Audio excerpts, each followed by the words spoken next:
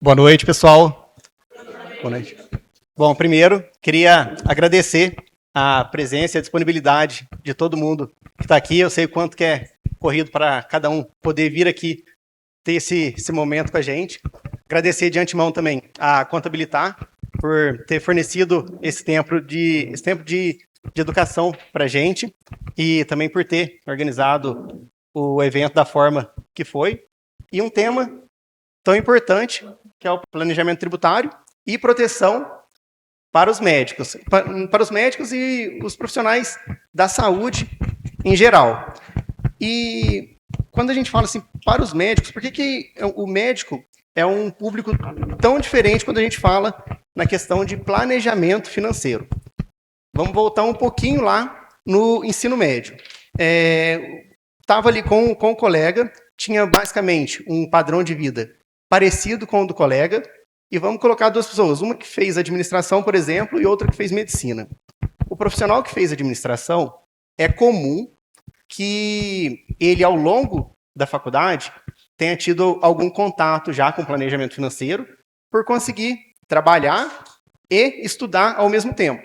Então, essa pessoa que fez administração, ela já ali teve um certo patrimônio, já conseguiu comprar carro, às vezes já conseguiu comprar uma casa, às vezes já iniciou uma família, enquanto o público médico, não, ele estava lá na faculdade, 6 anos só para a faculdade, depois mais 3 anos de especialização e assim por diante.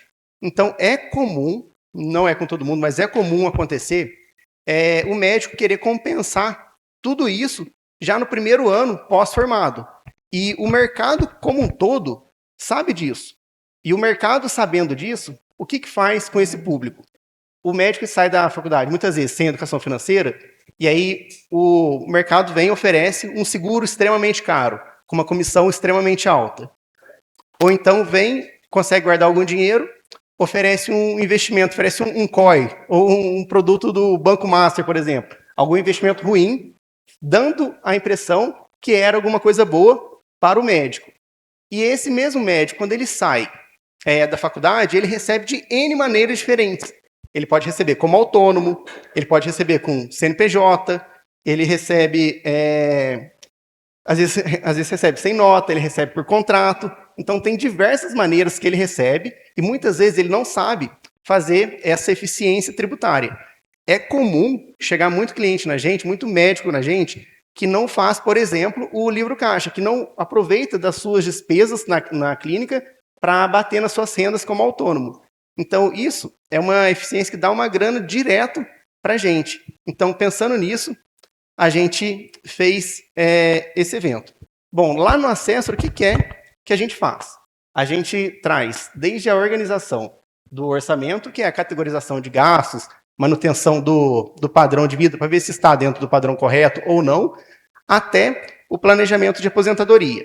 E aí a gente tenta gerar a economia através disso tudo, através da redução do comissionamento de seguros, ou então a gente vê as indenizações que realmente são cabíveis para aquele público. A gente faz também a adequação do livro caixa, caso seja necessário, caso tenha uma renda como autônomo, e a gente faz também a gestão dos investimentos do público. E pensando nisso, excepcionalmente, a partir do evento de hoje, o que a gente vai fazer? Está até ali no folder, tem um QR Code, a gente vai fazer um diagnóstico gratuito. Estou vendo o Dr. Fernando olhar, Dr. Fernando, para quem não é cliente ainda, tá, Dr. Fernando? Mas a gente vai fazer alguma coisa para vocês também. Pensando em quem não é cliente ainda, a gente vai fazer um diagnóstico de maneira gratuita. É só chamar a gente ali no WhatsApp, eu mesmo vou responder. Então, a gente vai fazer essa primeira reunião de forma gratuita. Depois a gente vai passar, olha, tem melhorias a serem feitas ou não tem melhorias a serem feitas. E aí a gente continua o contato a partir dali. Então, eu vou deixar o folder ali, depois quem puder ir lá e ler o QR Code, depois eu vou levar lá para fora também. Nós, no Assessor, temos alguns outros produtos também, que o Vinícius vai passar aqui para a gente. Uma excelente noite a todos. A Assessor, como o Cassiano mencionou, ela passa pelo tópico de gestão de riscos. E no tópico de gestão de riscos, a gente entende um pouco mais do seguro. O que estava acontecendo conosco? O cliente chegava com o seguro que ele tinha, a gente olhava o seguro dele, via o que tinha de condição, pegava todas as coberturas, cobertura por cobertura, mexia no capital e passava para a corretora. Esse era todo o nosso trabalho.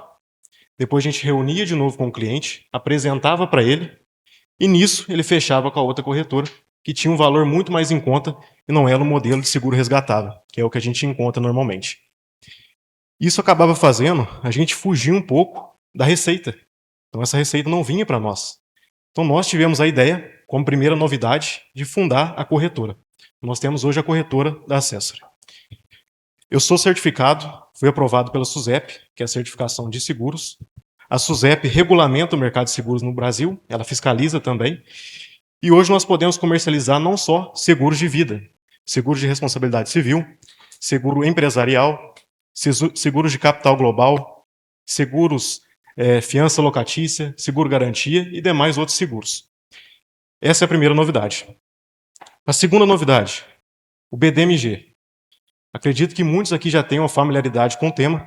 O BDMG nada mais é que Pronamp, FGI, FGO, Procred, entre outros. São créditos disponibilizados de uma empresa pública estadual, que é o próprio BDMG, para empresas que faturam até 30 milhões por ano. Então, se a sua empresa é de Minas Gerais e tem esse faturamento, muito provavelmente, se você não tiver nenhuma restrição na pessoa física e na pessoa jurídica, você vai ser aceito. Essa é a segunda novidade. E, por último, o câmbio. A gente faz hoje transferência de remessa. Então, do exterior ou para o exterior. Recentemente, nós fizemos de franco suíço para real. Nós estamos abertos a qualquer oportunidade, sendo o país e sendo a exigência mínima que ele tenha um banco em sua unidade local. Bom, eu imagino que agora, Joel. Ô Cassiano, você não quis falar o nome, mas você queria falar mal da Prudente aqui, não queria? Pessoal, boa noite, obrigado pela presença de todos vocês. A gente está com a tarefa aqui de falar de um tema extremamente relevante que vai mudar a vida de qualquer profissional a partir do ano que vem. A gente vai ver que tem um cronograma de implantação da reforma tributária. A reforma tributária ela é o primeiro passo de uma quebra de paradigma que o Congresso promete promover em nossas vidas.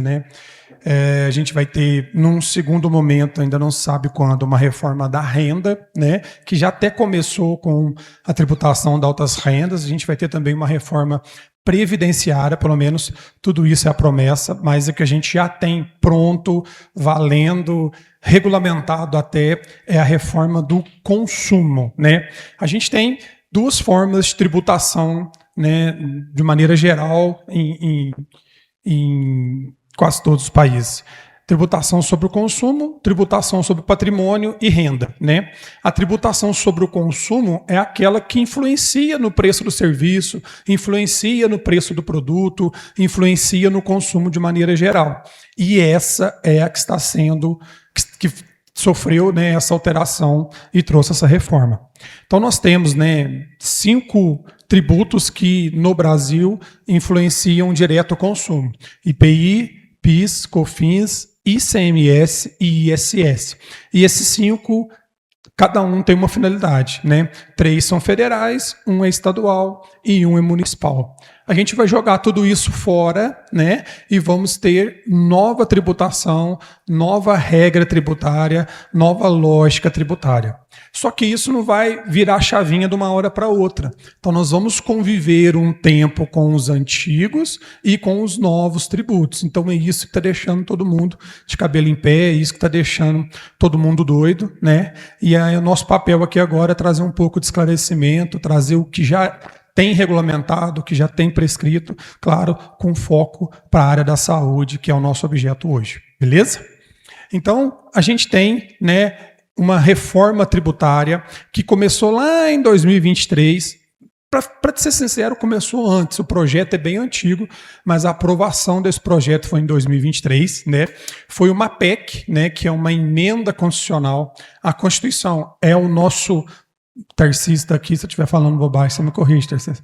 Ela é a nossa lei-mãe, ela é a maior legislação nossa em termos de hierarquia, e por isso é a legislação que dá mais trabalho de alterar, né? O Congresso tem que ter um quórum maior, e a gente, ao longo de 10, 12, se eu não me engano, anos, a gente conseguiu aprovar a PEC 45, que é a reforma da reforma tributária do consumo, que saiu a emenda constitucional 132, que em 2025 saiu a lei complementar trazendo mais detalhes, e agora em 2026 saiu o regulamento dos 2 tributos, trazendo mais detalhes ainda, e agora a Receita Federal e o comitê estão trazendo as regras, as obrigações acessórias. Bom, inicialmente a promessa era de que o custo Brasil, né, o Brasil é um país que não atrai, às vezes, investimentos de fora por conta da insegurança jurídica tributária que nós temos.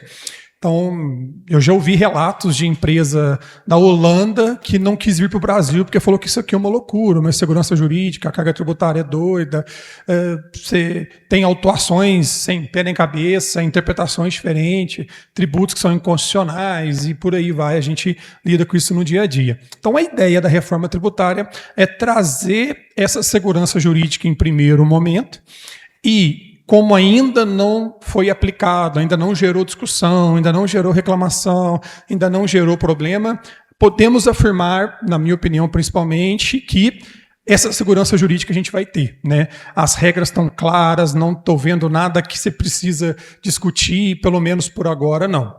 E a segunda promessa da reforma tributária é trazer uma simplificação do nosso modelo tributário, né? Que agora, para ser sincero, até agora que a gente está vendo, não estou vendo muita simplificação.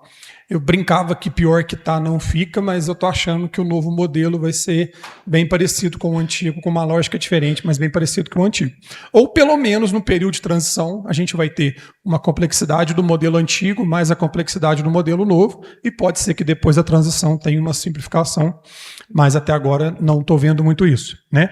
Então, a ideia da reforma tributária sobre o consumo é para trazer essa segurança jurídica e uma simplificação tributária para o Brasil de maneira geral, para que a gente perca esse título, né, do país mais complexo do mundo, do tributo mais modelo tributário mais complexo do mundo, etc. Felipe, mas vai ter redução de tributos? Não, não é o propósito da reforma tributária. A reforma tributária, o propósito é manter a carga tributária atual, porém de um modelo mais simplificado e mais seguro. Então, quem espera ter uma redução tributária, não vai ter uma redução tributária. Vou ter setores que talvez vai ter redução e setores que talvez vai ter um aumento? Vou ter. Mas a cesta de arrecadação, de maneira geral, ela vai ser preenchida com a mesma quantia, pelo menos. Essa é a lógica e essa é a promessa, né? Carga tributária nossa sempre foi alta, né? A gente, se eu não me engano, 12º país do mundo em carga tributária e na América do Sul é o primeiro, né? E aí a gente tem também um gráfico aqui do lado do tempo que a gente gasta para apurar os impostos. Aí a gente é líder. Então, além da gente ter uma carga tributária alta, a gente ainda tem um custo de obrigação acessória, um custo de apuração dos tributos, né? Isso, a complexidade, ela é recorde no mundo, né? Principais pontos da reforma tributária, então. Unificação dos tributos. A gente tem 5 tributos que poderiam ser unificados em um, concorda? Só que a gente tem uma desconfiança dos governos estaduais e municipais no governo federal. E as prefeituras e os estados são vacinados pelo próprio Simples Nacional. Existe um delay de repasse do governo federal da quantia do ICMS e a quantia do ISS que está no Simples Nacional para os estados e os municípios. Então, um modelo que poderia ser um único tributo sobre o consumo, que é o famoso IVA, que funciona na Europa, que funciona nos Estados Unidos, que funciona aqui no Paraguai, vizinho nosso, né? Aqui não dá. Aqui a gente tem um modelo IVA dual. Então, a gente tem 2 tributos. Um para alimentar estados e municípios e o outro para alimentar o governo federal. Então, a reforma trazida para o Brasil foi nesse cenário. Então a gente saiu de 5 para 2, né, a priori, em primeiro momento, e aí a gente vai ter. Então tem tributos substituídos e o impacto na distribuição das receitas entre União, Estados e municípios. A gente vai bater mais papo sobre isso. Então a gente tem um sistema tributário nacional hoje de Distrito Federal, Estados e municípios, tem o ICMS e o ISS, né? A União tem PIS, COFINS e IPI, falando somente de tributos sobre o consumo, tá, gente? Aqui não está imposto de renda, aqui não está IPTU, aqui não está IPVA, porque eu estou trabalhando só com a lógica de consumo. E aí os estados vão ficar com o IBS, Imposto sobre Bens e Serviços, e a União vai ficar com a CBS, Contribuição sobre Bens e Serviços, né? E a gente tem um tributo que é o IPI, que hoje ele atua em cima das indústrias, que a principal função dele é atuar na seletividade. Então o IPI tributa a zero a indústria de queijo, a indústria de leite, a indústria alimentícia de maneira geral, porque esse produto é essencial para a vida, para o ser humano, e tributa altamente o cigarro, as bebidas, né? Porque são produtos não essenciais, ou seja, isso a gente chama de seletividade. E o IBS e a CBS não têm seletividade, ele é uma alíquota única. Então, por isso, foi necessário criar um terceiro na reforma tributária, que é o IS, que é o Imposto Seletivo. Então, a gente tinha um cenário de 5 tributos, que inicialmente ia para 2 tributos e que, no fim das contas, virou 3, né? Então, a gente tem agora, no novo modelo, IBS, CBS e IS. E a gente tem uma fase de transição. Em 2026, tudo que foi prometido até agora não foi cumprido. Foi prometido testar modelo de nota, apesar que a nota, os campos da nota até que está funcionando. Mas foi prometido testar a arrecadação, a gente ia recolher uma querelinha de CBS, ia diminuir do PIS/COFINS, ia recolher um pouquinho de IBS, ia diminuir o ICMS. Tudo que foi prometido até agora, 90% não foi cumprido. 2027, a gente tem a virada da CBS. Então, em 2027, o ano que vem, vai acabar PIS, COFINS, né? E o IPI, para alguns setores, vai virar alíquota zero. Ele não acaba, mas ele não vai ter incidência, não vai ter carga tributária, certo? Então, isso é 100% numa paulada. Os federais vão virar numa paulada. Então, a partir do ano que vem, a gente tem CBS no lugar de PIS, COFINS e IPI, asterisco, e o IS para tributar os produtos seletivos. Então, vinho, bebidas alcoólicas, vai ter um tributo a mais, que é esse IS, ok? 2028 também, CBS, full. 2029 começa o IBS.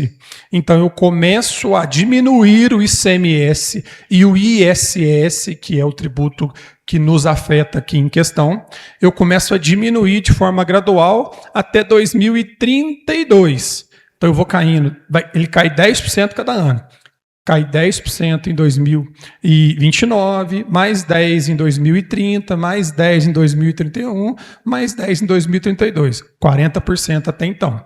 Em 2033, cai os outros 60%, aí ele vira 100%. Então, em 2033, a gente vai estar rodando full na reforma tributária. IBS, CBS e IS.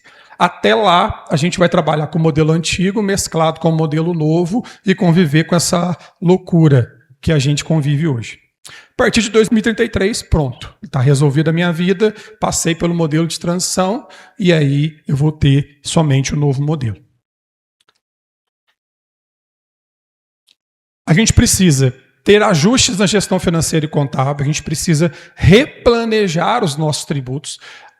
O setor de prestação de serviços, de maneira geral, ele vai ter um aumento de carga, não porque a alíquota deles vai ser diferente do setor de vendas. A diferença está nos créditos, né? O nosso insumo de prestação de serviço é mão de obra, e a mão de obra não vai gerar crédito. Então, eu vou ter um aumento no débito, sem ter o crédito, a gente vai falar isso mais à frente. Então, o planejamento tributário vai ser muito importante, porque vai ter impacto no nosso negócio, né? E a gente precisa estar por dentro. Então, o novo modelo está aqui, ICMS, ISS, IBS, PIS e COFINS, CBS e o IPI, o pouco de tributação que vai existir, ele vai vir para o IS. Não vai ter IBS e CBS sobre relação de emprego, então o salário não vai ter incidência de IBS e CBS. Uma coisa interessantíssima também. Hoje, na maioria dos casos, paga-se PIS e COFINS quem tem CNPJ e quem atua como CBF vai pagar só o imposto de renda, né? O IBS e CBS, ele não distingue PJ de PF. Todo mundo que praticou aquela atividade, no caso, atividade de saúde, vai virar contribuinte da CBS e do IBS, sendo ele com empresa ou não. Ok? Então, hoje, eu pago só imposto de renda. A partir de 27, eu vou pagar imposto de renda e CBS. A partir de 2029, eu vou pagar imposto de renda, CBS e IBS. E vou aumentando 10% de cada um. Isso vai trazer um movimento de descontinuar as atividades como pessoa física e migrá-las para pessoa jurídica. Por quê? Porque o imposto de renda ele é uma paulada, beleza? Mas quando ele é sozinho, talvez ainda é aceitável. Eu tenho o livro caixa, eu tenho aquelas questões que eu consigo melhorar, beleza? Quando eu trouxe o imposto de renda mais CBS, aí a conta já começa a não fechar. Pensa em 27,5% de imposto de renda, mais 9,5% de CBS. Eu já fui para 40 e tantos, quase 50% da minha renda vai embora. Mas tributação de alta renda, né? Se eu bobear, vai 60% da renda.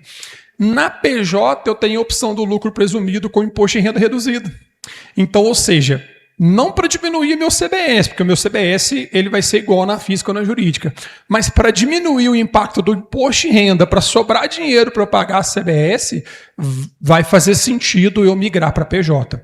Então, acho que a primeira recomendação que eu posso dar para vocês é façam conta e vai ser natural a migração das atividades para CNPJ. E aí, vocês têm um desafio tremendo.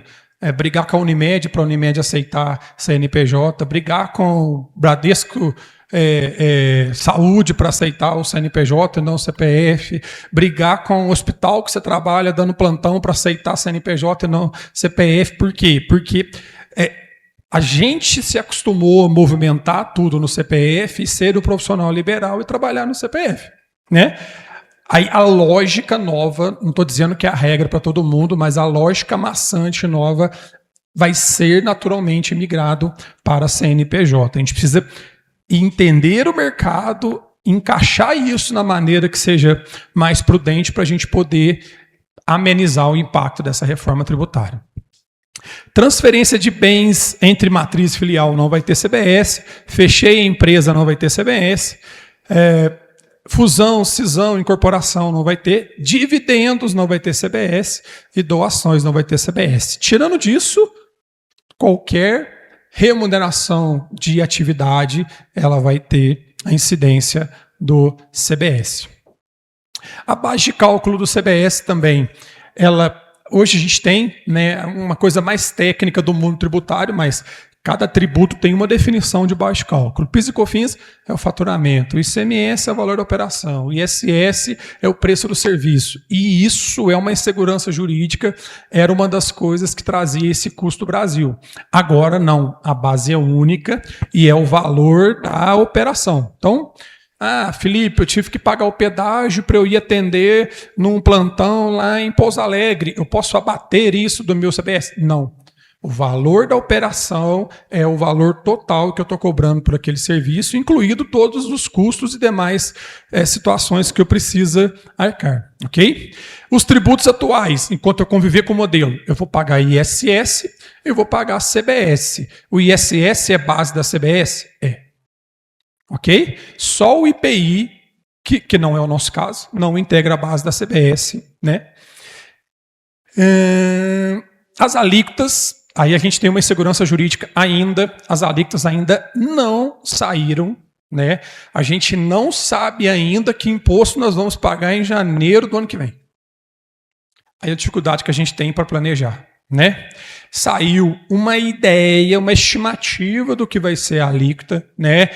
Alguns falam em 9,43, né, Joel? Alguns falam em 9,10, 21, se eu não me engano, né? Então, assim, algumas pesquisas aí, algumas insinuações, a lógica deveria ser até 30 de setembro, porque a gente tem um princípio constitucional da anterioridade, que eu tenho que conhecer o tributo que eu tenho que pagar 90 dias antes de eu começar a pagar. Então, ou seja, se eu vou começar a pagar em janeiro, em 30 de setembro, seria o prazo máximo para eu conhecer. Mas a gente tem um negocinho chamado eleições, né, que vai empurrar um pouco, acho, a divulgação dessa alíquota, e acredito que a gente vai ter essa informação aí logo depois das eleições. As alíquotas da CBS, que é o que vai ser já para o ano que vem, a União que vai fixar. Depois, cada estado vai fixar a sua alíquota do IBS e cada município vai fixar a sua alíquota do IBS. Então, olha para você ver. Eu tenho mais de 5.500 municípios em Minas. Então, eu estou dizendo que eu vou ter, no mínimo, né, se cada município quiser exercer a sua liberdade de definir a alíquota, 5.500 alíquotas diferentes da parcela municipal. Eu tenho mais 26 estados que cada um também poderá. E uma lógica diferente. Hoje, eu pago ISS, por exemplo, no município onde eu estou prestando o serviço, né? Eu pago ICMS no município onde eu produzi o produto, né? A lógica vai ser invertida. Eu vou pagar para o município de destino. Então, vendi um produto para Campinas. Eu vou ter que saber a alíquota de Campinas para eu colocar na minha nota fiscal para eu poder fazer a venda. Então, a nova complexidade tributária vai vir nesta lógica e não na lógica anterior que a gente tinha, né? O que eu ganhei aqui? Hoje, ICMS, IPI, cada produto pode ter uma alíquota. Agora, as exceções são definidas e a regra é nacional. Mas agora cada município pode ter uma alíquota. Então, inverteu a lógica da complexidade, mas ainda há uma complexidade. E a alíquota é fixada para todas as operações, independente se o produto é essencial ou não. Então, hoje eu tenho cigarro tributado a 300% de IPI, 25% de ICMS, ele vai ser a mesma alíquota da roupa. É que o cigarro vai ter o posto adicional, que é o IS, mas a alíquota de CBS e IBS vai ser a mesma da roupa que a gente usa hoje. O Senado vai fixar alíquotas de referência, então, ou seja, o município ainda não sabe que alíquota ele vai querer, porque ele não fez conta, ele não viveu o modelo ainda. Ele vai seguir uma alíquota nacional de referência e a partir do momento que ele vai entendendo o seu orçamento, a sua arrecadação, ele vai calibrando essa alíquota. E a gente tem setores com alíquotas diferenciadas e aí entra o nosso setor de saúde, certo? Primeiro aqui, produtos de alimentação humana e cesta básica, 0%. Então, produto de cesta básica não tem carga tributária, nem de IBS, nem de CBS. Quantos produtos de cesta básica vocês acham que existem?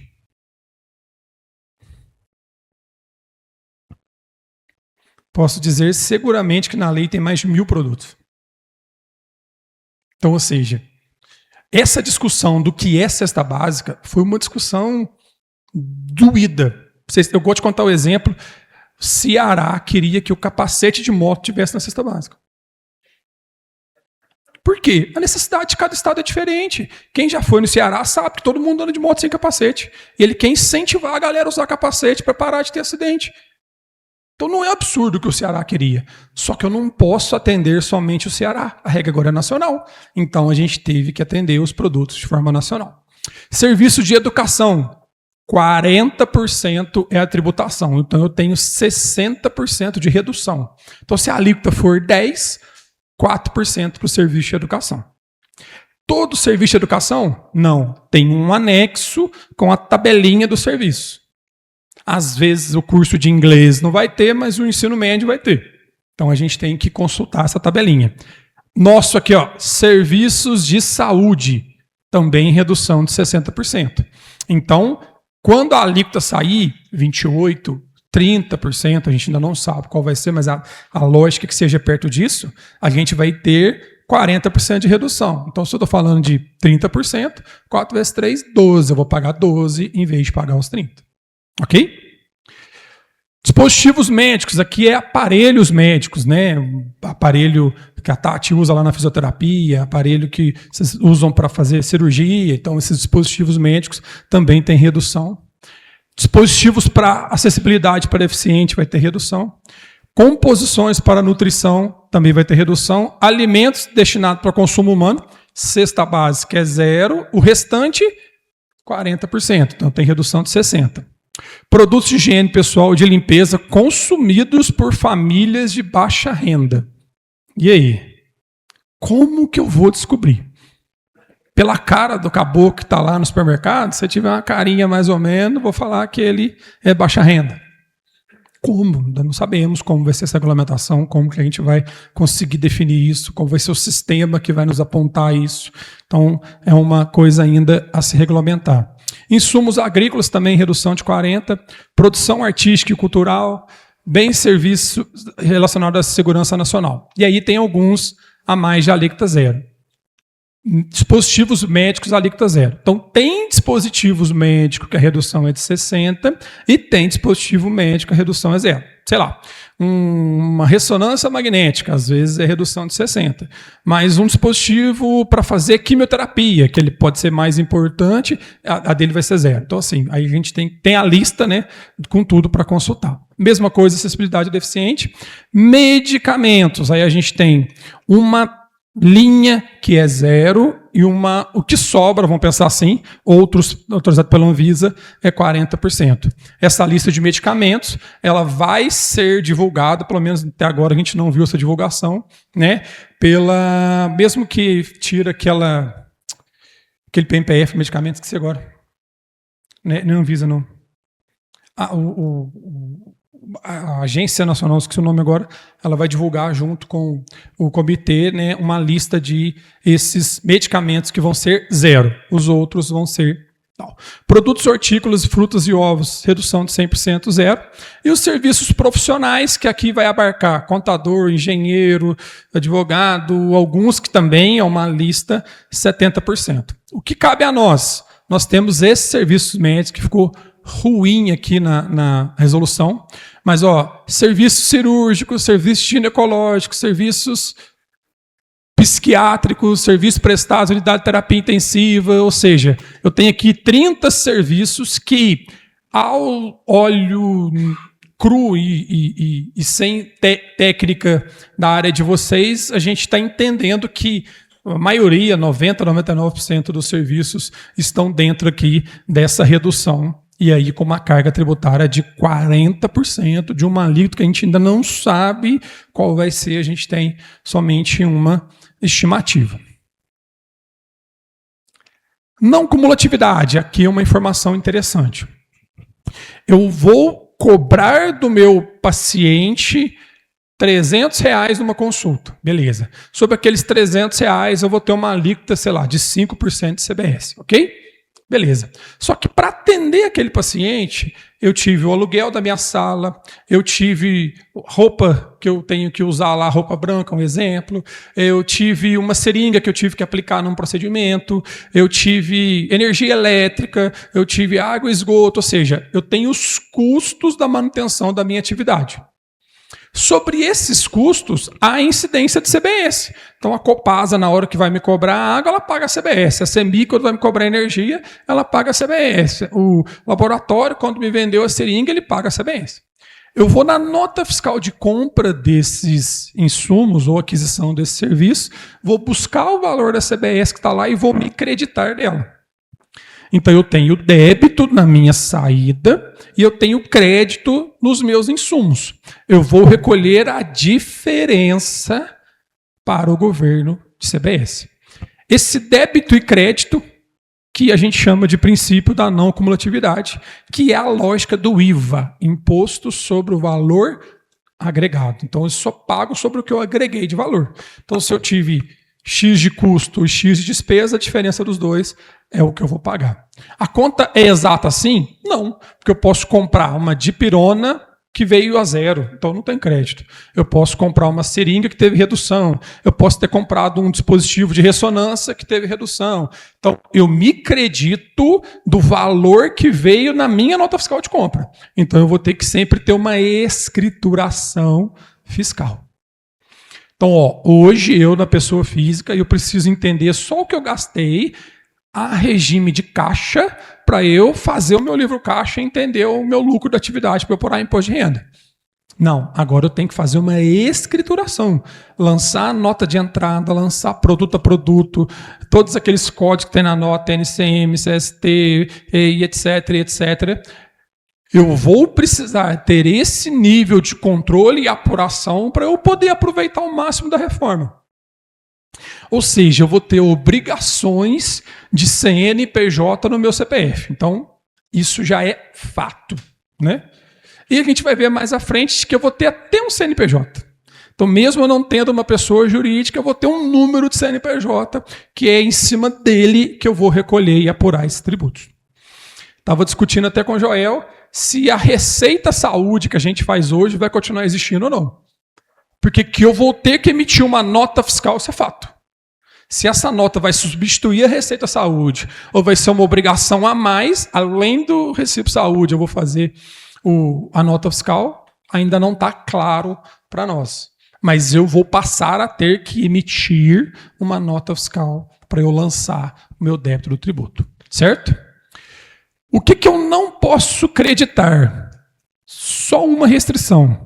Bens de uso e consumo pessoal, que mais à frente a gente vai ver o que é, né? E eu tenho que ficar de olho na aquisição dos fornecedores do Simples Nacional, porque o Simples Nacional tem uma alíquota reduzida, logo o meu crédito é reduzido.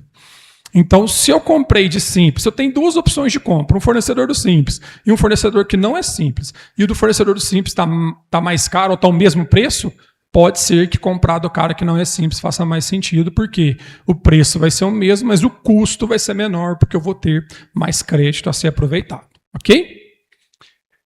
E outra chatice, para eu creditar, o meu fornecedor tem que ter pago. Então, se eu comprar do cara que é enrolado e não vai pagar o tributo, eu vou perder com isso. Então, ou seja, pode caber a mim, né, a fiscalização do tributo a ser recolhido do cara que está me vendendo. Ou pelo menos eu verificar que ele não pagou e não comprar mais dele. Estamos bem próximos de um fim da sonegação no B2B, na minha opinião. Por quê? Se eu vender e não pagar o tributo, o meu cliente não acreditar, ele não compra mais de mim. Ou não vou ter mais cliente para vender. Então eu vou ter que estar mais atento aos meus tributos, vou ter que recolher em dia esses tributos para que eu permaneça no mercado, senão eu vou perder a concorrência. E em 28 ou 29, né, a gente não vai ter nem essa opção, porque vai ter o split de pagamentos. O banco vai, quando eu pago o boleto do fornecedor, o banco vai pegar o que é da Receita, mandar para a Receita, o que é do fornecedor, mandar para o fornecedor. Então eu já vou receber seu imposto. Eu não vou ter opção de não pagar o tributo, não vou ter opção de parcelar o tributo, né? Ainda não está pronto esse sistema. A promessa era para o ano que vem, já estou vendo várias notícias dizendo que para o ano que vem não vai rolar. A promessa é primeiro para o B2B, depois B2C, mas ainda está muito no projeto, a gente não tem a certeza de como. A gente tem a certeza que vai ser, já tem uma ideia do modelo, mas quando vai ser aplicado ainda não tem essa lógica. Então a lógica é, paguei, né, o meu boleto ou Pix, paguei o meu fornecedor por qualquer método, se eu não me engano, cartão de crédito também ainda está meio assim, se ele vai entrar ou não no split, né? O pagamento, o recebimento do fornecedor já vai ser retido o valor que cabe à União ou que vai caber aos municípios, aos estados. A gente vai ter alguns modelos de split, né? E os bens e usos de consumo pessoal. O que não vai me dar crédito? Joias, pedras e metais preciosos. Então, eu comprei em nome da minha empresa uma aliança. Aquilo não é para o uso da minha atividade, a não ser que eu sou a joalheria, que eu revendo a aliança, aí faz sentido, né? Mas Não faz sentido para uma empresa de saúde comprar aliança, comprar um colar, etc. Não estou falando que é proibido você comprar na empresa, estou dizendo que você não vai ter o crédito, ok? Obras de arte, antiguidade e valores históricos. Bebidas alcoólicas. Vou fazer um happy hour com a turma e vou comprar lá a caixa de cerveja. Posso comprar. Não vou ter direito ao crédito, ok? Derivados de tabaco, armas e munições e bens de serviços recreativos, esportivos e estéticos. Então, a única restrição que eu vou ter de crédito é essa lista aqui. Fora dela, né, a gente não vai ter. Joel, vamos falar do CNPJ técnico. Agora a gente vai entrar mais especificadamente na rotina e na vida, eu falei mais geral da reforma, eu falei um pouquinho de vocês, mas agora a gente vai entrar mais na rotina e no que, possivelmente não, o que vai mudar na vida de vocês, o que a gente já tem de concreto e de certeza de que vai ter de alteração. Olá pessoal, boa noite, tudo bem com vocês? Primeiramente é um prazer receber vocês aqui. Aqui na Contabilitar a gente gosta de ser um canal mesmo de educação, um canal que ajuda as pessoas a entenderem um pouquinho melhor sobre contabilidade e tributos. Bom, eu sou um pouco mais crítico da reforma tributária que o Felipe. A gente, desde que a Contabilitar começou, é até uma característica, nós saímos na mão, literalmente, sobre contabilidade e tributos, e não à toa a Contabilitar desenvolve em função disso. Sou bem mais crítico mesmo que ele. Eu sou crítico da reforma tributária porque, para mim, a Receita Federal e o comitê gestor que fora criado, ele vem literalmente fazendo muita bizarrice em relação à reforma tributária. Essa questão do CNPJ técnico, por exemplo, era para começar a existir em agosto. Era para começar a existir em agosto. O governo viu que tecnicamente e operacionalmente não seria possível, ele prorrogou para o ano que vem. Eu vou explicar um pouco melhor sobre isso para vocês. Hoje, exatamente hoje, o secretário da Receita Federal, ele se reuniu junto ao comitê gestor e já sinalizou talvez a possibilidade de uma nova prorrogação agora para 2029. Não saiu ainda, tá? Mas ele sentou lá e viu, nossa, fizemos cagada. Prometemos muita coisa e operacionalmente a gente não entregou absolutamente nada. Absolutamente nada. E por que eu falo que isso aqui é uma bizarrice? Porque veja bem, você, pessoa física, está acostumado com poucas obrigações acessórias. Você está obrigado ou acostumado lá, talvez, tirar um alvará para pagar o seu ISS fixo. Hoje, graças a Deus, né, para vocês, o ISS fixo é até muito barato. É um valor taxado lá na lei. 4.021 aqui de Varginha. Paga um pouquinho mais de R$150. E você está acostumado a juntar informações para formar seu livro caixa, tá certo? Para poder fazer o fechamento do seu imposto de renda a cada ano. Talvez, se você é um pouco mais preocupado, você faz até um controle mensal, para que, de fato, lá na frente você não tenha nenhum tipo de surpresa. Inclusive, é o que a gente sugere sempre.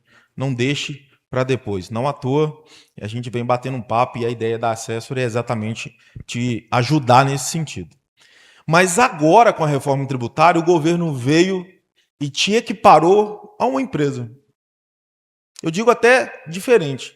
Ele veio e te deu até mais obrigações que uma empresa. Você, pessoa física. Você agora começou a perceber que você precisa se preocupar com nota fiscal. Possivelmente você vai precisar de um bom sistema. A nota fiscal não é simplesmente emitir uma nota fiscal. A própria reforma tributária traz lá campos obrigatórios. Então você não vai simplesmente emitir uma nota fiscal. Você vai ter que emitir de acordo com o que o comitê gestor precisa. Porque é a nota fiscal que faz o lançamento do crédito tributário agora. Se você errou a nota fiscal, simplesmente você deixou de alimentar o que o comitê agora chama de apuração assistida. Ou seja, o governo, a partir das notas fiscais que vocês forem emitindo, ele vai fazer uma pré-apuração tributária. Felipe bem disse. Mas hoje nós já temos a obrigação de emitir o Receita Saúde. Mas o governo, ao invés de conciliar questões, ele simplesmente não faz. O que ele faz? Receita Saúde é uma obrigação do imposto de renda. Aqui, no caso da nota fiscal, é uma obrigação da tributação sobre o consumo. Então, você acaba tendo, então, duas obrigações para que, em regra, cumpra o auferimento da sua receita. Em alguns casos, inclusive, o Receita Saúde, ele vai ter um momento de emissão e a nota fiscal outra. Mas o que é esse CNPJ técnico, pessoal? É até engraçado, né? Você chamar, eu vou ter um CNPJ. O que significa CNPJ? É Cadastro Nacional das Pessoas Jurídicas. Aí você, pessoa física, se vê agora na obrigação de procurar, talvez um contador, ou, na verdade, você mesmo poderá fazer isso, entrar lá dentro da plataforma do governo e constituir para si agora um CNPJ técnico. A ideia do governo, inicialmente, é que, a partir desse CNPJ técnico, ele terá condições de fiscalizar se você é ou não é contribuinte. Se eu pensar no ramo médico, de maneira geral, você já é contribuinte, independente do teu tamanho de faturamento. A Lei 214, o regulamento, diz o seguinte, que como você atua no ramo regulamentado, você, por si só, já é contribuinte. Por que eu digo isso? Porque eu, como pessoa física, eu posso incorrer em diversas situações onde eu vou me ver obrigado a ser contribuinte. Quer ver uma coisa? Eu tenho alguns imóveis. Você pode ou não ser contribuinte, se você tiver lá imóveis a título de aluguel. A Lei 214 fala o seguinte, que se você tiver mais do que 3 imóveis e faturar em 2025 acima de R$240 mil, você será contribuinte de IBS-CBS. A lei diz o seguinte, que se você vender mais do que 5 imóveis nos últimos 5 anos, a partir do quarto, ou seja, melhor, mais do que 3, a partir do quarto, nos últimos 5 anos, você será contribuinte de IBS-CBS. Então, toda vez que você emitir ou vender um imóvel, você precisará emitir uma nota fiscal. Coisa que até então estava muito longe da nossa realidade.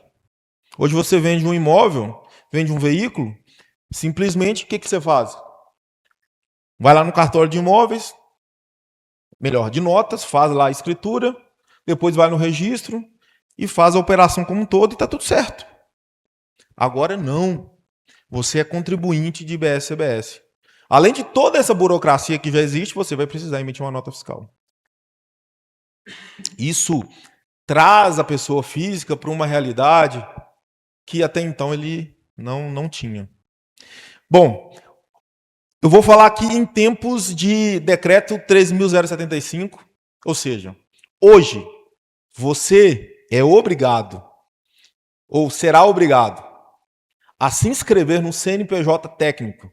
Você continuará sendo pessoa física, para todos os efeitos, mas a partir do CNPJ técnico, você terá condição, então, de emitir nota fiscal nesse CNPJ.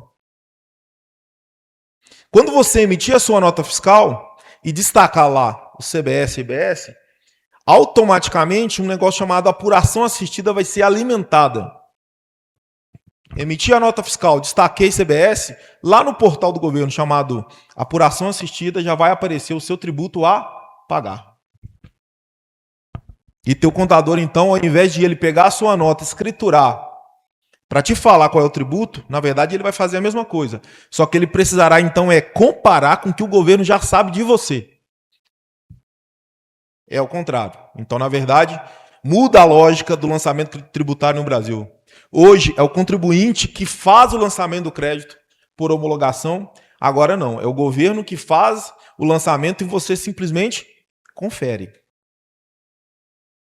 Daí então a lógica de eu partir do pressuposto de que toda renda que eu tiver e ela tiver no campo de incidência de CBS e IBS, eu vou precisar emitir uma nota fiscal para reconhecer o débito. vendi, ou melhor, prestei um serviço, isso é difícil na área de vocês, mas imagino que vocês tenham prestado algum tipo de serviço e vocês vão receber daqui 30 dias. Chegou 30 dias, a pessoa não te pagou e você vai destacar lá uns juros. Bom, você vai ter que emitir uma nota fiscal para reconhecer o teu serviço e é assim para tudo, tá, gente? Para toda a atividade econômica, não só de vocês. Mas vocês vão receber também os juros. Vocês vão ter que emitir uma nota fiscal também para reconhecer os juros. E vai ser assim. É difícil isso acontecer de novo, eu acredito. No ramo de vocês, mas toda vez que eu tenho uma reunião com um cliente da Contabilitar e a gente vai entender a operação dele e a gente vai falar para ele sobre como ele precisa ajustar lá. Isso, inclusive, é só um dos cenários e dos impactos possíveis aí da reforma tributária. O cara fica abismado. A verdade é que nós temos uma nova realidade a partir de janeiro de 2027. Uma realidade tamanha que eu sempre falo para todo mundo que isso precisava ensinar isso nas escolas. Eu fui num cliente Contabilitar outro dia e a gente estava falando sobre formação de preço. Aí, a verdade é que, como agora o tributo, como bem disse o Felipe, é por fora, se você for comprar um produto, você vai pagar o produto mais o tributo. Beleza, isso já vai acontecer a partir do ano que vem. Eu acredito que a grande maioria aqui é o polo que vende ou presta o serviço.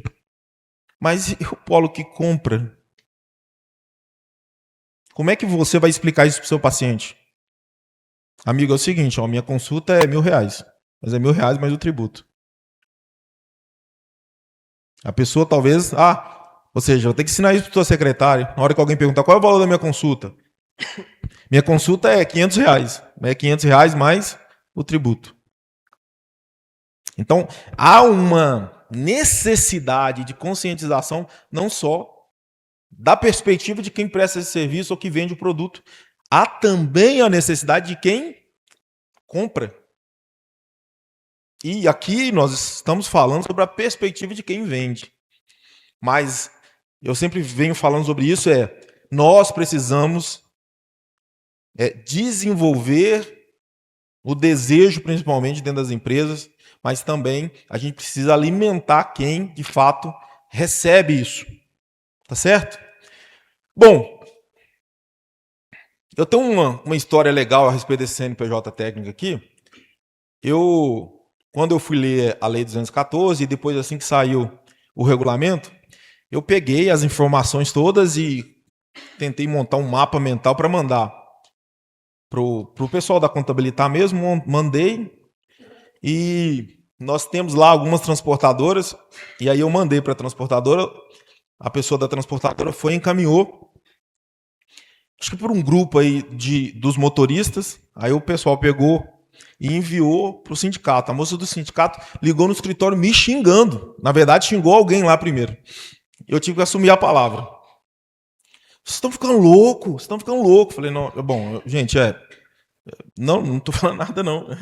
Mas realmente, eu tive que explicar para ela, mas isso não existe. E aí eu tive que montar todo um parecer para mandar lá para ela encaminhar para o jurídico do sindicato dos motoristas. Porque realmente é coisa de louco.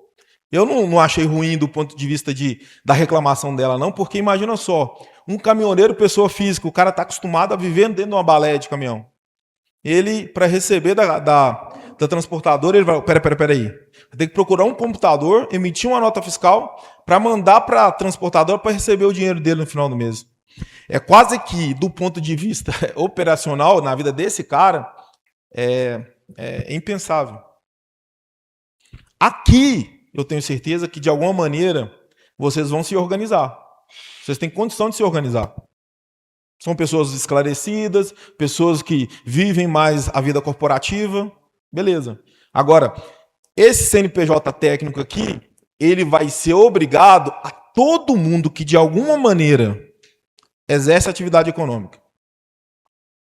Todo mundo que exerce atividade econômica. Oi? Justo. É loucura. Eu falava assim, mas e a moça que limpa, que é a diarista? Que é diarista. Sim, até a diarista, ela vai precisar se inscrever no Cadastro Nacional de Pessoa Jurídica para emitir a nota fiscal dela, porque ela exerce uma atividade econômica. Tudo. Todo mundo que exerce uma atividade econômica vai precisar se cadastrar no CNPJ técnico. Vai precisar ter um CNPJ. De novo, gente, a pessoa não precisa ser uma empresa. Tampouco ter um contador, inclusive. Mas ela vai precisar, isso é regra de hoje, tá? Ela vai precisar se cadastrar lá no portal do governo. E, de novo, não é o MEI. Eu não estou falando do MEI. Eu estou falando é que se a pessoa exerce a atividade como pessoa física, de maneira autônoma, mas de maneira econômica e contínua, ela precisará se inscrever no CNPJ técnico. Beleza? E, naturalmente, se inscrevendo no CNPJ técnico, ela será contribuinte de IBS-CBS. Bom, tá aí meu modelo simplificado, ficou bem pequeno, mas é isso. Produtor rural, transportador autônomo de carga, é muito comum. Que é muito comum também, os condomínios edilícios. Hoje, muita gente opera o condomínio edilício de maneira pessoal, em nome do síndico. Ele vai precisar também abrir um CNPJ técnico. Existe uma exceção, que ainda não está muito clara, que é o que eles chamam de nanoempreendedor. O nanoempreendedor é aquele que fatura 50% do limite do MEI. Hoje o MEI está em 80 mil. Então nós estamos falando aí de 40 mil reais. Ano. Então, todo mundo. Ok? Muito bem. O produtor rural, por exemplo, em regra, ele vai precisar ter um CNPJ técnico. Sempre. E ele vai emitir a nota fiscal toda vez que ele der saída lá. Mas ele pode, logicamente, como todo mundo aqui, optar por ser CNPJ, aí sim regulamentado via registro na junta comercial. Que é o que a gente acredita que vai haver uma corrida. Vai haver uma corrida ao registro, à abertura empresarial, porque, veja bem, como bem disse o Felipe, a vantagem de ser pessoa física autônoma sempre foi nosso glorioso livro caixa. A gente concentrava despesas ali, fazia um controle balanceado dessas receitas versus despesas. Ao final da apuração, a gente tinha, então, ali um tributo de maneira amena, reduzido. Agora, a gente não vai conseguir só resolver.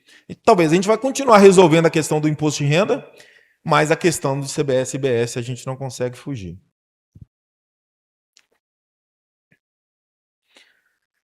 Bom, pontos importantes na transição. Apuração conjunta de todos os tributos, os novos e já existentes. Há possibilidade de compensação entre tributos antigos e os novos, o saldo credor na virada. Isso que eu posso falar depois. Pontos que podem alterar a forma com que eu compro ou vendo produtos e serviços. Isso aqui é muito importante. Isso é muito importante. A partir do momento em que vocês se tornam pagadores de IBS-CBS, naturalmente alguém pode, a partir de comprar o seu serviço, vai poder acreditar. Vai tomar o crédito dessa operação. Só que o desafio aí é essa formação do preço. O desafio aí é a gente chegar nessa formação de preço. Um exemplo desse aí, Joel, às vezes eu presto serviço para pessoa jurídica.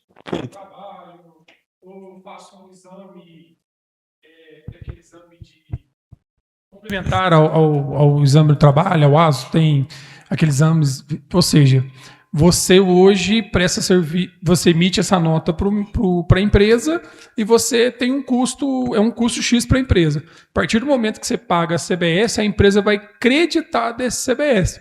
Então, se a sua clínica, a sua atividade tem CNPJ envolvido, você vai ter uma exigência desse tomador desse CNPJ para ter o crédito da CBS. Nós temos um cliente lá que é um laboratório. É um laboratório. O que ele faz? Área de saúde. Ele emite nota fiscal para o plano de saúde. Então, o plano de saúde já está interessado em como vai se dar essa relação com ele. E, literalmente, já mandou uma carta bonitinha para ele lá, para perguntar para ele, olha, amigão, qual é o seu regime tributário? É verdade, eu falei no começo, né? O próprio Unimed, Bradesco Saúde, todo mundo que vai ter, talvez, direito. Eu tenho o seguro Unimed, eu vou ter o reembolso. Até onde a Unimed não vai querer a nota para a Unimed para ela acreditar desse valor do reembolso? Pode ser que a gente tenha uma mudança, uma alteração de como fazer essas coisas agora. No caso de planos de saúde, eles ainda vão ter, e vão começar a exigir essa nota fiscal de vocês, porque eles vão ter a possibilidade de um abatimento da própria base de cálculo deles a partir da sua nota. Existe um regime específico para a questão de plano de saúde. Então, eles vão começar a fazer o movimento de exigir essas notas fiscais de vocês, para que eles tenham condição de abater na base de cálculo deles. Então, veja bem, veio a Lei 214, o regulamento do CBS, e criou um regime específico para esse tipo de caso. Então, eles vão começar realmente a fazer esse tipo de solicitação a vocês. Eu falo que essa questão da formação do preço versus a lógica anterior, se você é pessoa física, beleza. Mas hoje, se você atua como pessoa jurídica já, você tem uma carga tributária que a gente chama de carga tributária por dentro. Hoje, você emite a nota fiscal e simplesmente entrega lá uma nota fiscal, imaginando aí que seu serviço seja R$500, por exemplo. Beleza. Quem recebeu a nota fiscal vai importar muito pouco com a questão tributária. Ele vai olhar ali no final a nota que se está pagando. Bom, a gente tem feito muitas contas. A gente tem tentado entender como essa troca de lógica vai se dar na ponta final, no preço final. Então, veja bem. Vocês vão trocar a lógica que hoje é por dentro. Então, eu emito a nota fiscal, eu emito lá R$500, beleza, meu paciente me pagou. Para uma lógica onde eu vou ter que primeiro tirar o que eu pago hoje, que é por dentro, para embutir por fora. A grande maioria das empresas de saúde, da área médica, hoje fazem a opção pelo lucro presumido. E pagam PIS e COFINS a uma alíquota de 3,65. Se a gente imaginar aí que a alíquota ela pode ficar com a redução aí na casa de 3,70, um pouco mais, nós ainda não sabemos, saberemos em setembro, vai haver naturalmente aí uma carga tributária um pouco maior. Mas qual é a diferença? É que hoje 3,65 é por dentro. Então, a lógica dessa formação, ela pode mudar. Você vai arrancar 3,65 por dentro e vai destacar um pouco mais, quase 4 por fora. Acredite em mim. Se você não se preocupar em entender qual é o impacto, principalmente se você tiver uma empresa hoje, qual é o impacto que essa troca de lógica vai dar no preço final, você vai perder margem na tua consulta. O teu procedimento médico. Se simplesmente você só viver, pode ser que você tenha algum problema aí, na linha final ali, na margem efetiva que sobra no teu bolso. Porque no fim é isso. A reforma não criou uma alíquota única da saúde. Cada operação precisa ser classificada por natureza, NBS, que é a natureza dos bens e serviços, NCM, fornecedor, adquirente, destinatário e regime tributário. Qual que é o exemplo aqui? Imagina só, você presta um determinado serviço, agora melhor, hoje, tão pouco importa às vezes para você se você está prestando um serviço ou está vendendo um produto. Você simplesmente emite a nota fiscal lá e está tudo certo. Agora, há necessidade de você começar a segregar qual é o peso do seu produto e qual é o peso do seu serviço. A gente diz o seguinte, ó, que é necessário que, a depender do tipo de procedimento que você tem, de atividade que você tenha, é legal que você comece a entender qual é o impacto do produto utilizado ali na prestação de serviço e qual é o impacto do seu serviço de fato. Porque a depender ali do tipo de produto, você vai ter uma tributação para mais ou para menos. Uma coisa que eu falava com outro cliente hoje da Contabilitar, de que de alguma maneira tem algum tipo de correlação com vocês, é que hoje, medicamentos, nós estamos acostumados a falar muito sobre lista positiva, negativa, neutra, para PIS e COFINS. A verdade, pessoal, é que em tempos de PIS e COFINS, a tributação ela acontece lá na indústria farmacêutica. Quando esse medicamento, a grande maioria deles, chega na farmácia, ele já chega a alíquota zero de PIS e COFINS. E na hora que ele revende ao consumidor final, ele revende a alíquota zero. Então o cara está acostumado lá a fazer simplesmente a aplicação de uma margem de lucro em cima e simplesmente revender. Agora a lógica muda, porque vai ser um débito e crédito, o regime muda. A indústria vai pagar só parte do tributo, o distribuidor toma esse crédito, destaca na saída e aí a farmácia toma e depois, quando ela vai fazer a venda ao usuário final, ele destaca novamente. E aí o que vai acontecer? Um débito e crédito constante. Eu perguntava para esse cliente meu que é uma farmácia de São Paulo. Cara, você precisa ficar preocupado se a indústria vai fazer uma redução no preço. Ele riu. Ele falou, Joel, isso não acontece, cara. Eu falei, por quê? É o seguinte, você não está acostumado a pagar nenhuma alíquota na ponta. Agora você vai começar a pagar. Se você não se preocupar qual é o peso da compra, ou seja, você precisa melhorar a tua forma de compra, e lógico, se a indústria farmacêutica não movimentar de modo a te vender mais barato, você só vai pagar tributo e esse tributo vai consumir sua margem. Ou seja, há uma tendência de que medicamentos, de maneira geral, se o mercado não se ajustar, lógico, a gente espera que se ajuste, tá? Vai aumentar o preço final. Há uma tendência. A gente espera que, de fato, né, a indústria farmacêutica pense, reajuste o seu preço e aí, por reajustar o preço, a margem sobe para que, de fato, a tributação não consuma e não tenha um impacto direto. Muito bem.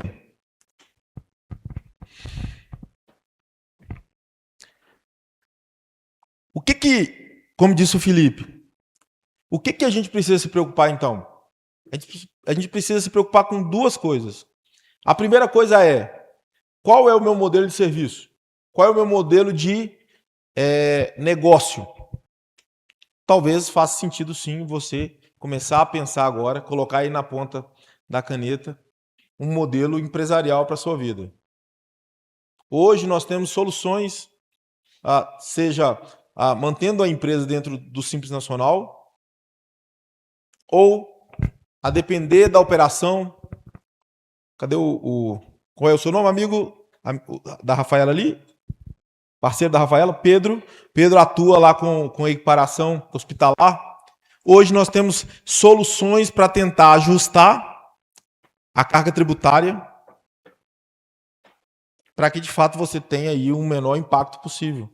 Então, você tem um ajuste necessário em relação ao imposto de renda, pensando em empresa, e você vai precisar se ajustar também a respeito de IBS e CBS. Que eu já falei. O nano empreendedor é esse cara que fatura 50% do MEI. Ou seja, é nada. 40 mil reais no ano. No ano. É nada. Então, diz a Lei 214 que se o cara faturar uma receita bruta inferior a 50% do limite do MEI, ele não é contribuinte para todos os efeitos. Esse quadro aqui, ele tenta demonstrar qual é o momento em que você deverá pagar CBS e IBS. O momento que você deverá pagar IBS e CBS é o momento em que você fizer o fornecimento do serviço. Não é o momento que você receber, não. É o momento que você fizer o fornecimento do serviço. E aqui é um paralelo efetivo entre a Receita Saúde versus a nota. Porque a nota fiscal ela vai ser emitida assim que você der tchau ao paciente, entregar e fornecer o serviço. Receita Saúde, o foco é reconhecer o momento em que você recebeu. É o momento em que, de fato, alguém te pagou. Então, se você tiver um descasamento entre o momento da prestação do serviço versus o momento do recebimento, pode ser que você teria, então, que fazer dois controles.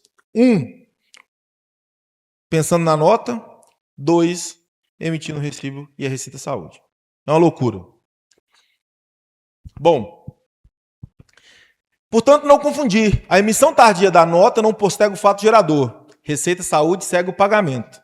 CBS e IBS pode seguir sendo a conclusão do serviço. Na aplicação do serviço de saúde, em relação às alíquotas, o artigo 130 da 214 é muito claro. Você vai ter, então, uma alíquota cheia, como o Felipe falou, a título de referência. Ela será reduzida pelo percentual, perfeito? Mas a gente percebe o seguinte, que esse impacto ele será muito ameno a partir de 2027. Mas quando chegar, meus amigos, quando chegar a 2029, progressivamente até 2033, a sua vida pode mudar drasticamente do ponto de vista tributário. Se hoje a alíquota referencial é 28%, veja bem, 28%, em 2033, mesmo com a redução, imaginando inclusive que você não tenha muitos créditos a tomar, mesmo você rapando o tacho de tudo que é possível tomar crédito, essa alíquota sua, ela irá disparar naturalmente. Nós estamos falando ali de 11,28%, né? 11,20% só de CBS e IBS. Eu ainda tenho, pensando no lucro presumido, mais 4,80% de IR e mais 2,88% de contribuição social. Nós estamos falando ali perto de 20% de carga tributária numa empresa do lucro presumido. Perfeito. Hoje, você tem condições de manter mais ou menos aí na casa de 14%, tá certo? Se você conseguir encaixar o seu modelo de negócio no equiparação hospitalar, você consegue reduzir um pouco mais. Mas aí vem planejamento tributário, separar o procedimento do serviço, né? Então a consulta tem uma carga tributária, uma infiltração, um procedimento, alguma coisa nesse sentido, um botox, sei lá, ela vai ter uma outra visão da carga tributária do imposto de renda. Do imposto de renda. De toda forma, a gente diz o seguinte, que você precisa começar a se preocupar em segregar de fato as suas atividades. Eu sei que isso não é fácil assim no dia a dia. Eu sei que isso dificulta demais do ponto de vista operacional. Eu sei que talvez você esteja preocupado em se especializar ainda mais na sua área. Mas no fim, você trabalha por uma coisa que é ganhar dinheiro e tributo é dinheiro. Produtos, medicamentos e dispositivos médicos. O que acontece?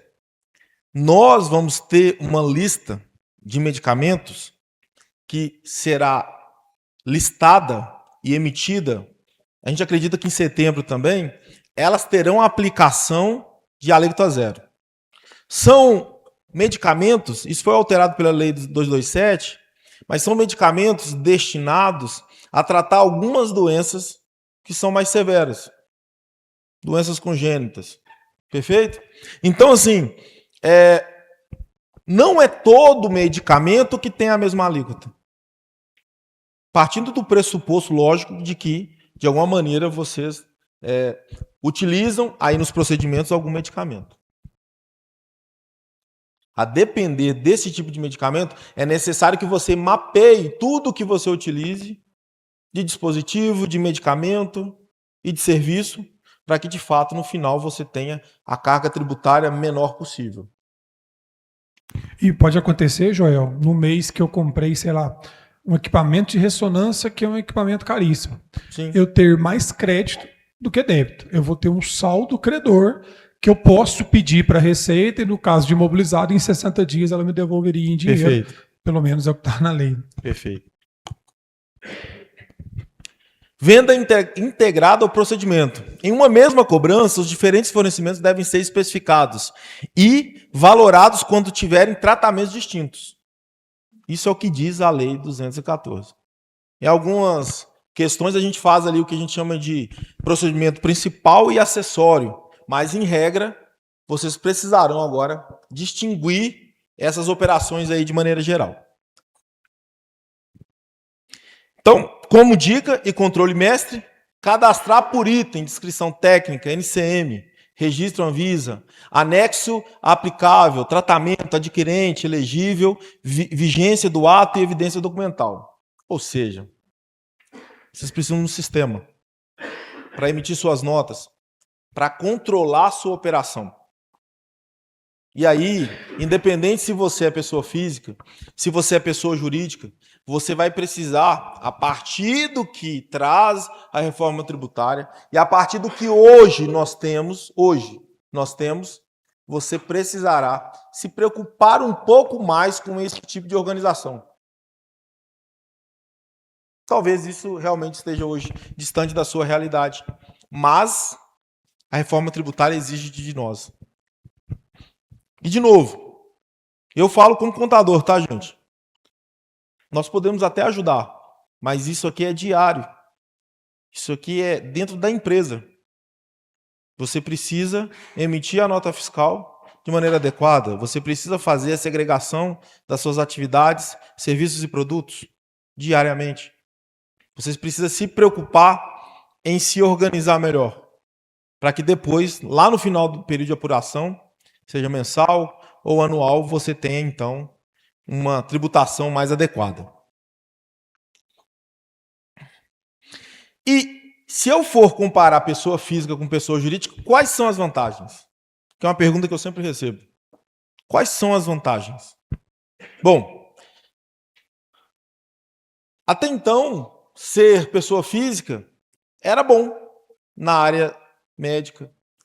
Era bom, por quê? De novo, você poderia atuar como pessoa física, você pagaria incríveis R$150 de ISS fixo anual. Você iria até a prefeitura, pegaria lá um alvará e a prefeitura todo ano te mandaria um boleto para pagar de ISS e você paga R$150. O engraçado é que a prefeitura, quando ela discorreu sobre essa lei, prefeitura não, né? Mas foi um projeto de lei da própria prefeitura, ela não criou um indexador para atualizar isso. Ela colocou o valor fixo na lei, por isso até hoje. Era R$150 em 2003, quando a lei saiu, 2003. É o mesmo valor até hoje.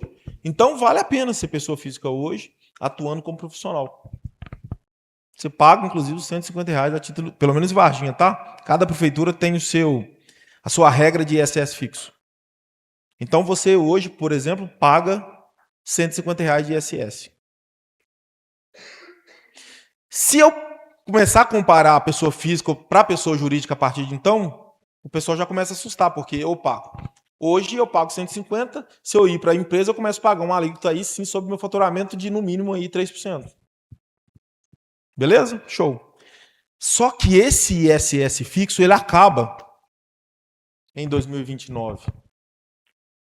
Ele acaba. Você vai deixar de pagar esse ISS fixo e vai passar a pagar IBS. É um cenário onde eu começo, então, a comparar e entender esse impacto. A outra coisa que hoje eu tenho é, eu não sou contribuinte de PIS e COFINS. Eu passaria a ser, a partir do ano que vem já. Você hoje não paga 3,65, vai passar a pagar já uma alíquota de, no mínimo, a gente está imaginando aí, de uns 3,70% a 4%. Já a partir do ano que vem. Qual é a vantagem, então, de manter hoje? Eu pago um ISS fixo, que é um valor irrisório, 150 por ano, e controlo meu imposto de renda concentrando despesas da minha atividade dentro ali da apuração mensalmente, e depois isso culmina lá no fechar do livro caixa. Então eu tenho uma carga tributária relativamente baixa. Isso é o cenário que nós temos hoje. Ok? Hoje, inclusive, os profissionais autônomos, inclusive os médicos, que não conseguem fazer esse controle do livro caixa e que tem muita fonte de renda e receita, já hoje percebem a necessidade de caminharem para um lucro presumido dentro de uma empresa. Porque aí vai pagar sim os 3%, mas reduz uma alíquota que hoje é 27,5% para 14%. Beleza. Se eu for agora analisar o cenário a partir de 2027, culminando lá em 2033, vai ser evidente que uma empresa vai ser de maneira mais adequada na sua vida. Porque você vai deixar de pagar o ISS fixo, independente se pessoa física ou pessoa jurídica, e você vai ter dentro da empresa maiores possibilidades de se planejar para pagar uma carga tributária menor. Dentro da pessoa física isso não existe. Ou seja, com a reforma tributária, a tributação da pessoa física, ela se aproxima demais. Demais. Em alguns casos vai até ultrapassar a tributação. Alguns casos não. Na maioria dos casos vai ultrapassar a tributação que a gente pode alcançar de dentro de uma pessoa jurídica. E tá aí. A gente tem aí, então, uma alíquota nominal, como diz o Felipe, 4,8 mais 2,88.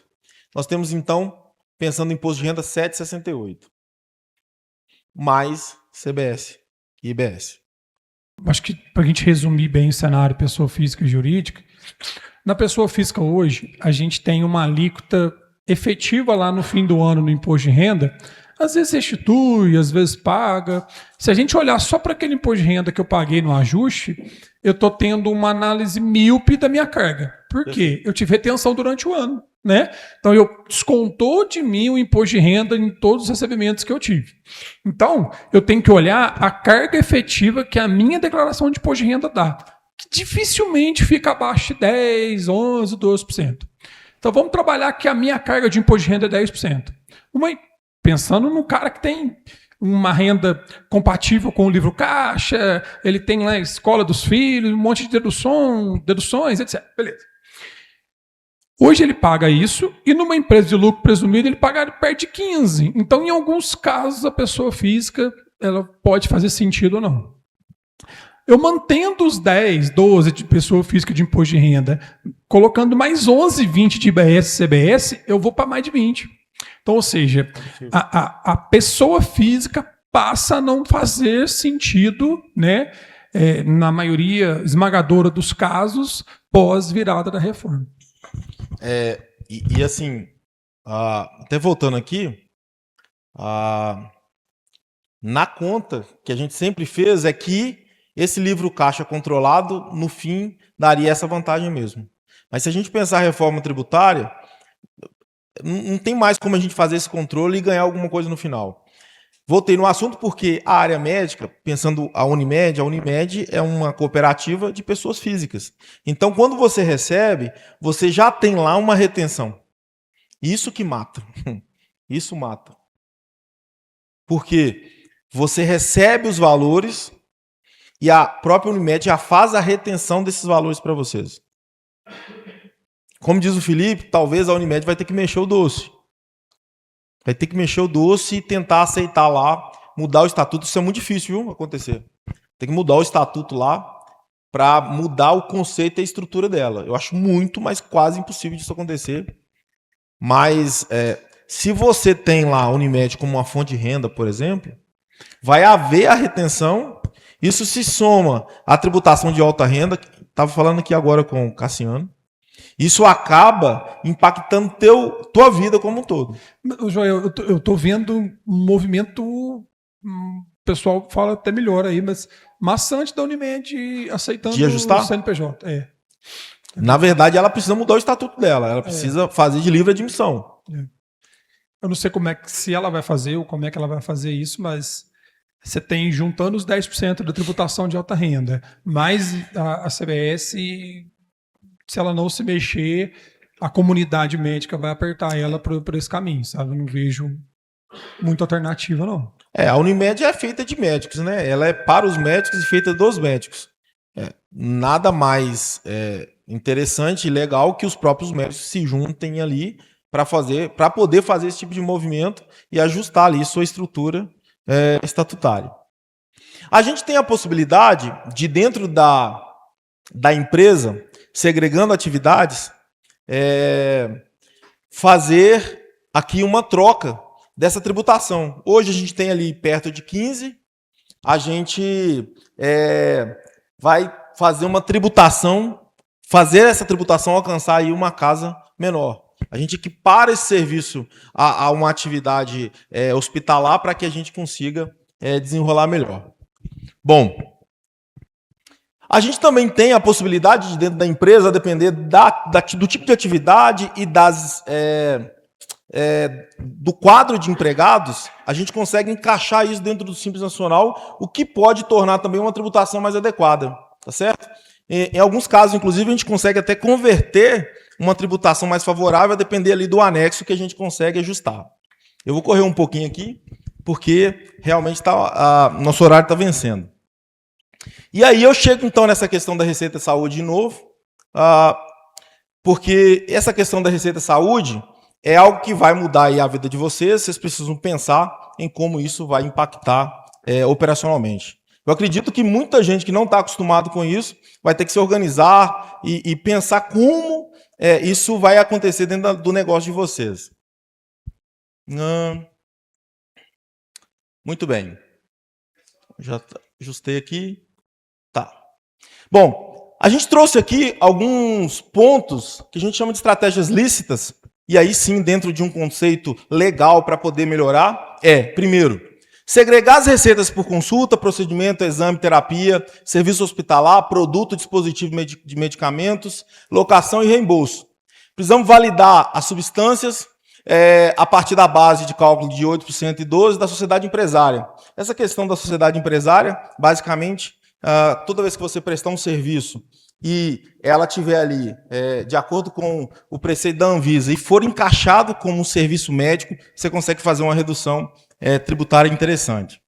É interessante simular na pessoa física, no lucro presumido e no lucro real, a cada 12 meses com dados reais, tá? Separar fornecimento dos medicamentos, dos serviços, para que você consiga entregar um produto melhor. Bom.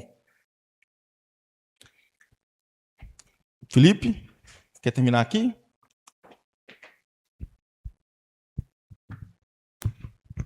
Pessoal, então assim, matando a situação dos tributos sobre o consumo, que a gente ainda tem uma ponta de patrimonial para falar, está muito claro para mim que uma pejotização dos serviços de saúde ela vai ser muito saudável e vai ser o caminho. Na PJ a gente tem a segregação dos procedimentos, a redução das alíquotas, né, um equilíbrio e um controle maior sobre a carga tributária. Mas vocês sabem que não dependem, talvez, só da gente.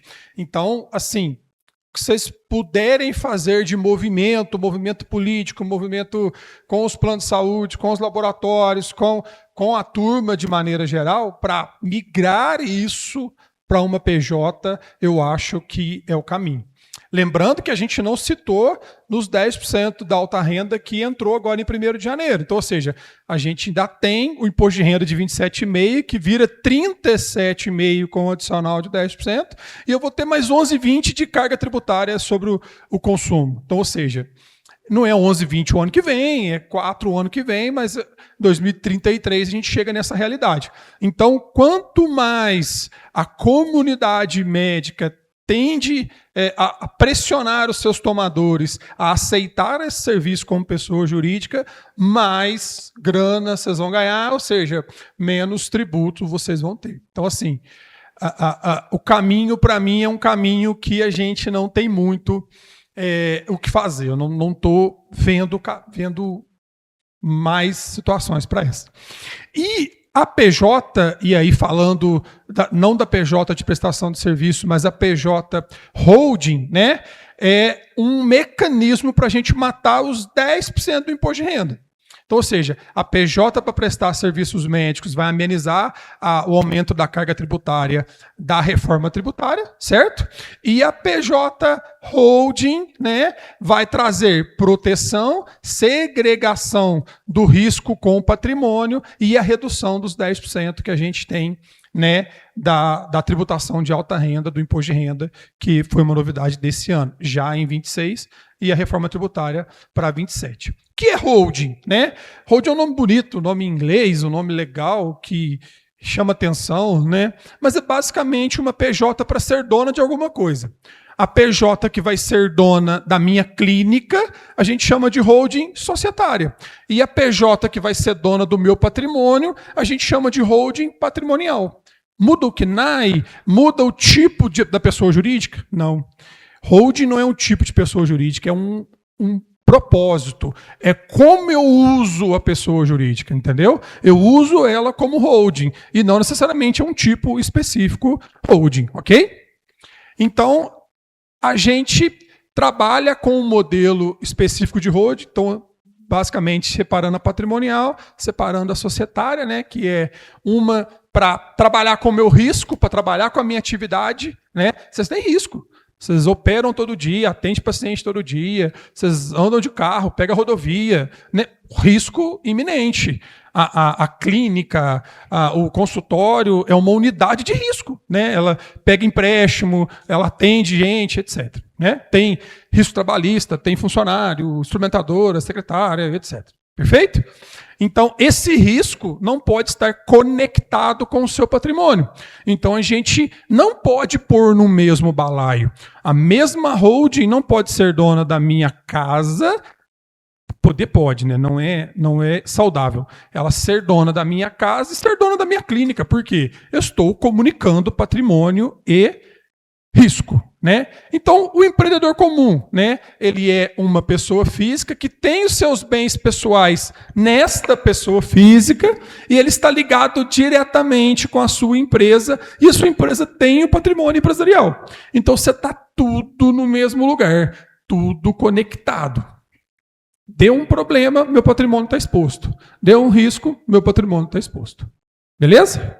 Aí a gente começa a separar. Então, ou seja, um modelo tradicional que foi utilizado até hoje de holding, eu tenho o indivíduo com uma holding patrimonial, né? O patrimônio dele está lá, e a clínica está aqui, a unidade de negócio dele está aqui. Então, sobra dinheiro na clínica, ele distribui para o sócio aplica o dinheiro na holding patrimonial e ele compra os bens na holding patrimonial. Beleza? Beleza. Qual o problema aqui? Primeiro, conexão direta. O cara que é diretor aqui é o cara que é diretor aqui. Então, com uma pesquisa rápida na junta, eu consigo achar a sua holding. Eu consigo saber onde está o seu patrimônio. E com o devido tempo, eu consigo chegar nele. Estou mentindo, Tarcísio? O advogado ali, mestre em achar patrimônio dos outros. Certo? Então, o que eu preciso trazer mais proteção a isso. E eu tenho um outro problema a partir desse ano. Na hora que eu tiro o dinheiro daqui e mando para cá, o que acontece? 10%, tributo dividendo, com a nova regra tributária. Então, tirar o dinheiro da minha clínica, levar para mim, para depois eu levar para a holding, eu paguei um pedágio, eu paguei 10%. Então, a gente precisa melhorar esse modelo. Eu preciso fazer o seguinte, eu preciso criar uma PJ aqui, ó, basicamente, né? Então, eu preciso ter uma empresa, essa empresa vai ser dona dessa, que vai ser dona dessa.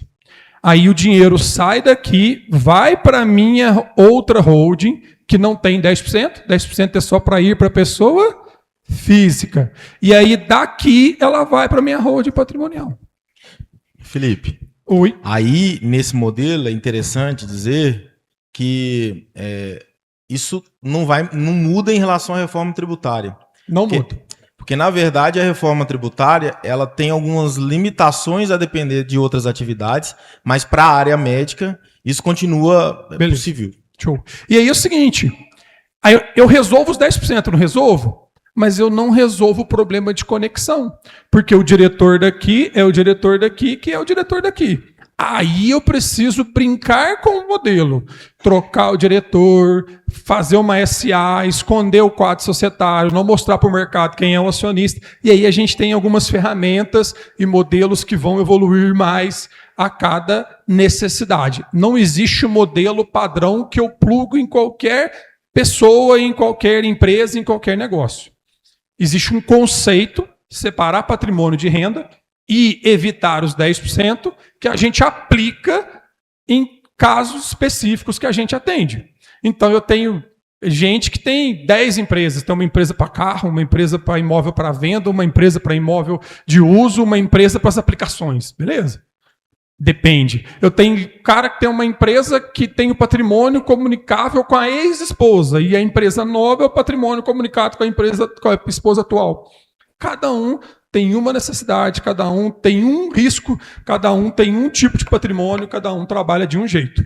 Mas a gente consegue trabalhar com evitar os 10% e ainda proteger o patrimônio do risco. Esse é o objetivo de qualquer projeto estruturado de holding. Perfeito?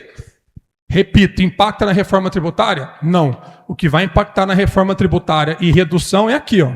Eu ter o meu negócio em uma PJ e não um CNPJ. Já deixou muito claro que as pessoas físicas vão ter um CNPJ.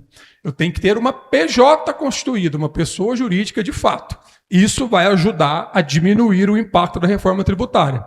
A holding patrimonial e societária, ela vai me ajudar a proteger um pouco o meu patrimônio. Não gosto de falar em blindagem, porque não existe blindagem 100%, né? E ela vai fazer eu escapar da tributação de alta renda. Escapar dos 10% do dividendo. Beleza? Gente, a gente vai estar à disposição, tá? Vamos ter um network bacana aqui depois. O Luiz Fernando, que é do nosso time comercial, nosso supervisor comercial, vai ter uma fala com vocês.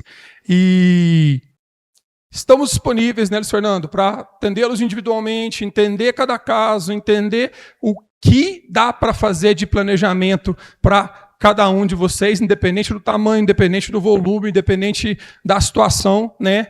Mas precisamos nos mexer, precisamos entender o que está vindo e entender e reduzir o maior possível o impacto tributário que a gente vai ter.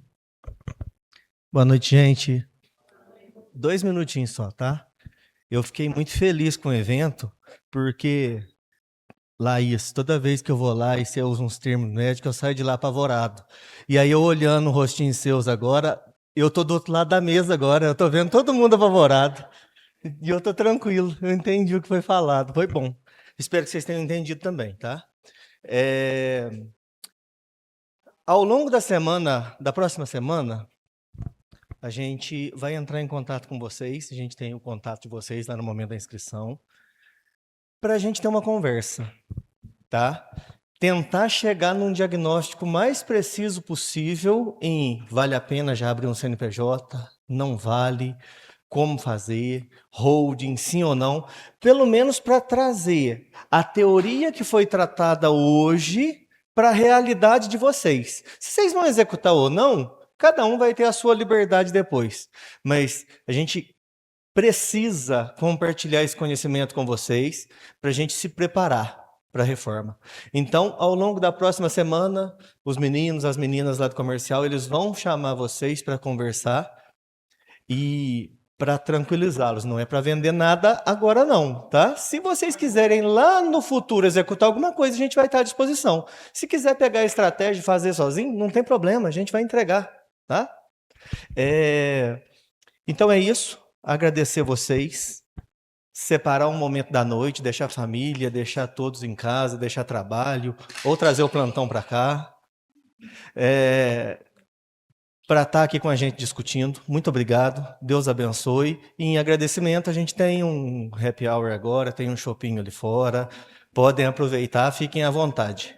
Obrigado, viu, gente? Não sei se tem jogo, não. Eu acho que o pessoal vai querer bater um retrato, né? Ah, então beleza.